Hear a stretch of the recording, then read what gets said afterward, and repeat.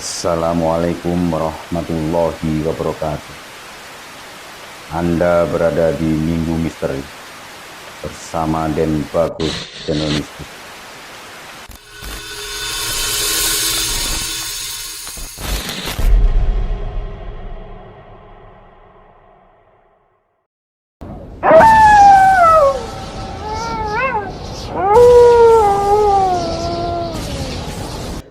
Atas saran beberapa warga, diundanglah kiai di kampungnya untuk menyembuhkan Karyo. Belum ditumbalkan, masih bisa selamat, ucap kiai itu. Lalu bagaimana Pak caranya mengembalikan Karyo? Tanya Pak Subhan. Kiai itu keluar rumah, dia menatap bulan di langit sembari memainkan tasbihnya. Rumahmu ke arah barat? Tanya kiai itu. Betul kiai, jawab Pak Subhan. Para warga keluar dari rumah dan mengikuti arahan dari kiai itu. Dengarkan, pocong ireng itu akan datang lagi. Jangan ada yang keluar rumah. Bawa masuk seluruh barang-barang kalian yang ada di luar rumah. Sandal, pakaian, atau apapun. Bawakan masuk ke dalam, lalu pasang potongan bambu kuning di depan rumah jika rumah menghadap ke arah barat, jelas kiai itu. Para warga mengiyakan.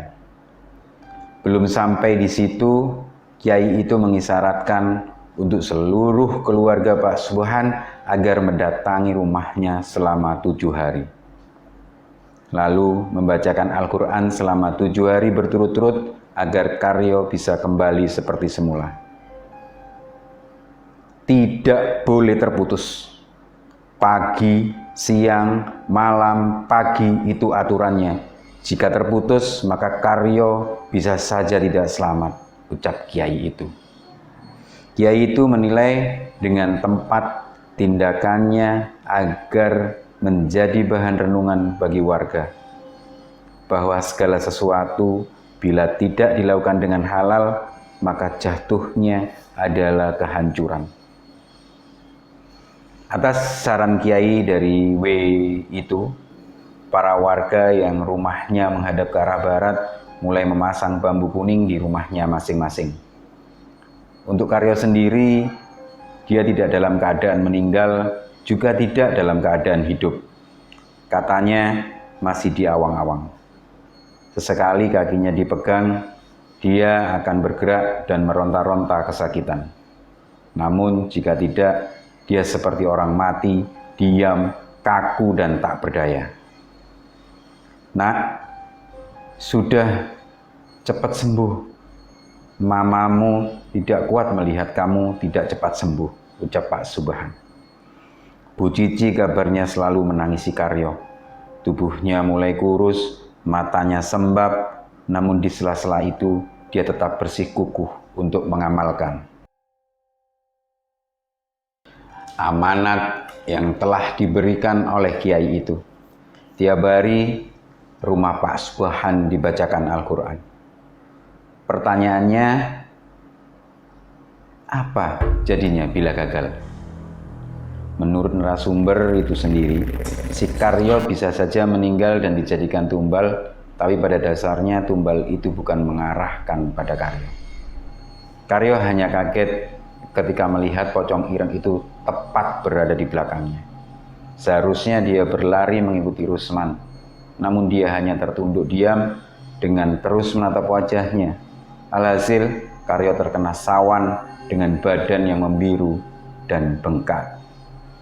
Setelah ditelusuri, ternyata pocong ireng itu mengganggu warga yang notabene mempunyai garis perjalanan karir yang cukup baik, seperti ladang yang luas, sawah yang berhektar-hektar, kambing yang sangat banyak, rumah gedong, toko sembako yang ramai atau pengusaha lainnya.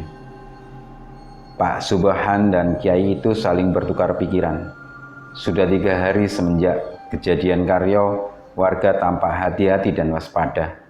Namun pocong ireng itu belum ada tanda-tanda kehadirannya. Apakah semua ini palsu? Jika palsu, nanti kita lihat di ujung hari anakmu. Tepatnya malam ketujuh, dia akan datang menengok kembali rumahmu, ucap kiai tersebut. Tanpa dirasa, warga yang menilai itu adalah mitos memutuskan untuk melepaskan bambu kuning dari depan rumahnya. Warga kehabisan akal.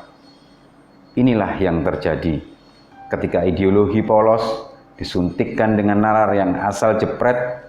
Warga yang asalnya percaya menjadi memberontak, bodoh amatan, bahkan tak peduli mitos kuno itu.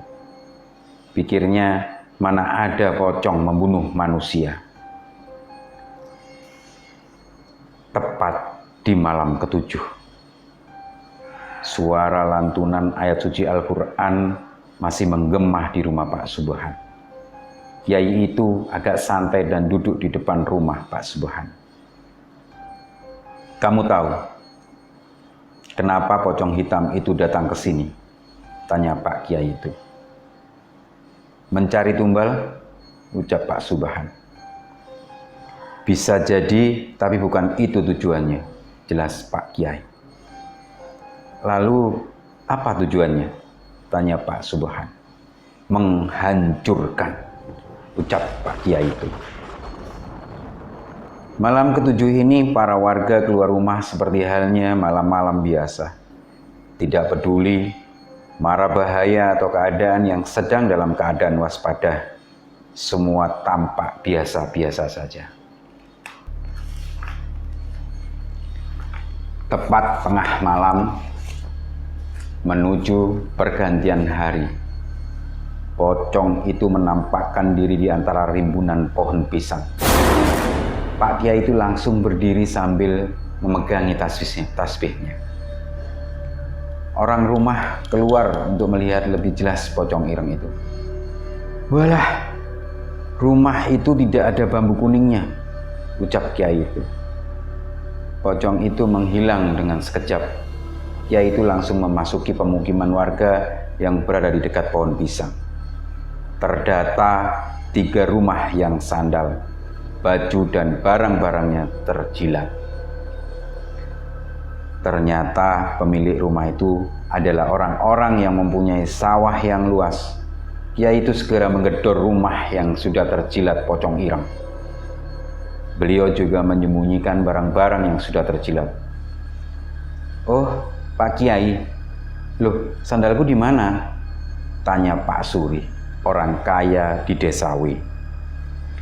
Pak Subhan yang melihat tingkah aneh Kiai itu langsung mendekatinya. Tampaknya ada sesuatu yang mengganjal. Di mana bambu kuning itu? Tak buang, tidak dipakai, ucap Pak Suri dengan santai. Kiai itu langsung memukul wajahnya dengan tasbih. Sakit Pak, kenapa? Itu apa? Sandal, baju, handuk yang telah terjilat pocong itu mengeluarkan asap. Bekas jilatan pocong ireng itu terdapat cairan hitam yang kemungkinan bisa menjadi sumber untuk membunuh korbannya. Pak Kiai, itu apa? Tanya Pak Subhan. Cairan ini yang menyebabkan kematian korbannya.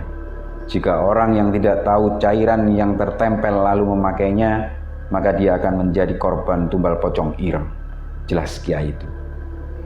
Kiai itu mengelilingi pemukiman warga. Lebih tepatnya dia akan cek seluruh rumah warga yang tidak terpasang bambu kuning yang fungsinya untuk menangkal dan mencegah pocong ireng itu menjilati barang-barang yang ada di luar rumah.